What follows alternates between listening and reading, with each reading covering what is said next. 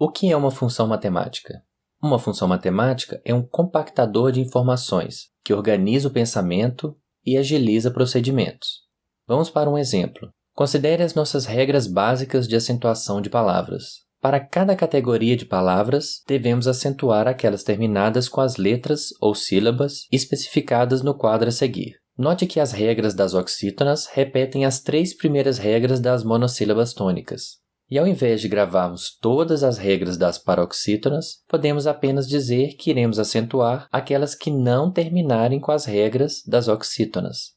Lembrando que essa é uma regra básica, que se aplica à maioria das nossas palavras, porém, existem algumas exceções. Notem que nós criamos uma função que recebe as regras das monossílabas tônicas e nos fornece as regras das oxítonas. Uma outra função recebe a regra das oxítonas e nos fornece como resultado as regras das paroxítonas.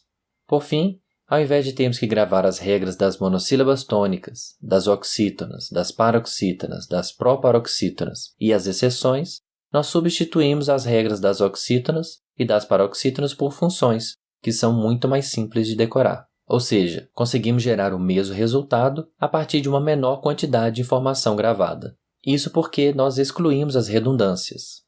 Vamos para um segundo exemplo, aplicado à compactação de arquivos. Considere o poema de Carlos Drummond de Andrade a seguir. Nele, notamos várias repetições, principalmente da expressão ainda que mal e dos pronomes pessoais me e ti. Se temos por objetivo diminuir o tamanho desse arquivo, podemos substituir essas partes que repetem por símbolos, criando uma função de associação. Dessa forma, o poema pode ser compactado, reduzindo de 510 caracteres para apenas 259 mais 48 caracteres dessa nossa função de associação, uma redução de aproximadamente 40%. Vamos analisar mais profundamente essa função que acabamos de construir. Quando formos proceder à decodificação para reconstruir o poema original, teremos que inverter essa função, sendo que o grupo dos símbolos passará a ser o nosso domínio e o grupo com as palavras e as expressões associadas a cada símbolo passará a ser o nosso contradomínio. Para que seja possível reconstruirmos o poema de forma exata, há necessidade que 2 condições sejam satisfeitas. A primeira condição é que todo símbolo precisa ter um correspondente, ou seja, se houver um símbolo que não estiver associado a nenhuma palavra ou expressão, não será possível reconstruir o poema com exatidão. A segunda condição é de que 2 expressões diferentes não podem ter o mesmo símbolo, ou não saberemos qual deles escolher durante o processo de decodificação. E aí você se pergunta, qual a importância de tudo isso? Bem, vamos jogar um jogo de cara ou coroa. Sabemos que os valores possíveis são, obviamente, cara ou coroa, e que se a moeda for honesta, cada face terá uma probabilidade associada de 0,5 ou 50%. Esta é uma regra muito fácil de gravar, e para a qual nós não precisamos de nenhuma função. Agora suponha que vamos jogar a mesma moeda 2 vezes e anotar os resultados. Os possíveis valores são as combinações de cara ou coroa nas 2 jogadas, sendo que cada combinação, que são 4, possui uma probabilidade associada de 0,25 ou 25%. Agora imagine que eu esteja interessado no número de caras obtidas nessas jogadas.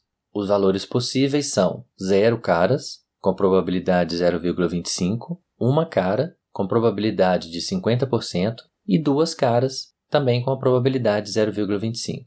Esta já é uma regra de associação um pouco mais complicada. Será que é possível construirmos uma função que associe o valor possível à sua respectiva probabilidade? A resposta é sim, e essa função se chama distribuição binomial. Veja que nós também podemos representá-la através de um gráfico de barras.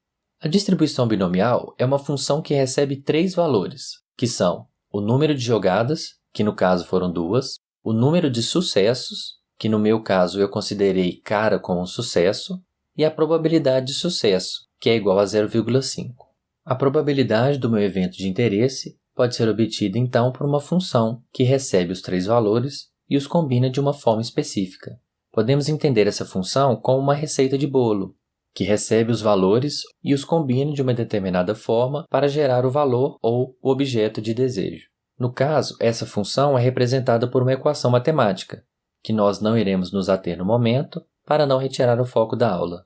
Importante apenas percebermos que se jogarmos a moeda 10 vezes, Ao invés de avaliarmos todas as combinações, que por curiosidade são 1024, para depois produzirmos a tabela com o número de caras, a distribuição binomial já nos fornece essa probabilidade, bastando apenas fornecer os 3 valores necessários, agilizando imensamente todo o processo e evitando que seja necessário decorar a tabela relacionando todos os valores possíveis e as suas respectivas probabilidades. Ou seja, a função é uma caixinha mágica que nos fornece a probabilidade associada para qualquer combinação de valores de entrada. Funções desse tipo, que associam os valores possíveis às suas respectivas probabilidades, são chamadas de funções massa de probabilidade ou funções densidade de probabilidade. E a estatística utiliza várias dessas funções para as mais diversas aplicações, como calcular a margem de erro em pesquisas eleitorais, estimar a quantidade de remédio a ser comprada no próximo mês para tratar uma população, estimar o valor do seguro do carro ou do plano de saúde, a probabilidade de uma máquina necessitar de reparos, o prazo de validade de alimentos, entre várias outras aplicações. Então, uma função não é apenas uma equação matemática, mas uma regra de associação entre 2 conjuntos. Essa regra pode ser representada tanto por uma tabela quanto por um gráfico ou uma equação matemática. Você consegue pensar em exemplos do seu cotidiano onde funções ou regras de associação sejam utilizadas? Deixe aqui embaixo nos comentários. E não se esqueça de curtir esse vídeo e compartilhá-lo com aquele seu colega que odeia matemática. Até mais!